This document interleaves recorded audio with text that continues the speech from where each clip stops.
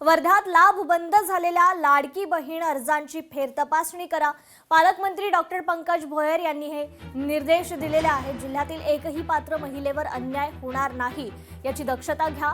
ई-केवायसीतील चुकीमुळे अपात्र ठरलेल्या महिलांना पंकज भोयर यांनी मोठा दिलासा दिला। ग्रामपंचायत स्तरावर विशेष शिबिरं घेऊन अर्ज दुरुस्तीची सुविधा द्या। लाभ पुन्हा सुरू करण्यासाठी प्रशासनाला कालमर्यादेत काम पूर्ण करण्याचे निर्देश आहेत। महिलांनी आधार कार्ड, मोबाईल क्रमांक अंगणवाडी सेविकांकडे जमा करावे असंही पालकमंत्र्यांचं आवाहन आहे। ई-केवायसी करताना काही माहिती चुकीने त्या ठिकाणी चुकीची भरण्यात आली, त्यामुळे हे पैसे खात्यात जमा होणे बंद झाले असेल तर ह्या ठिकाणी क्रॉस व्हेरिफिकेशन करण्याच्या सूचना देण्यात आलेल्या आहे।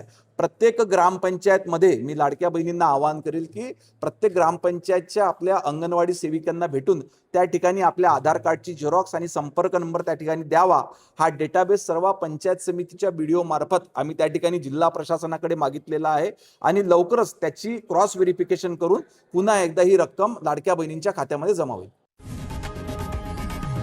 लोकशाही मराठी ऐका, पहा, जागरूक रहा।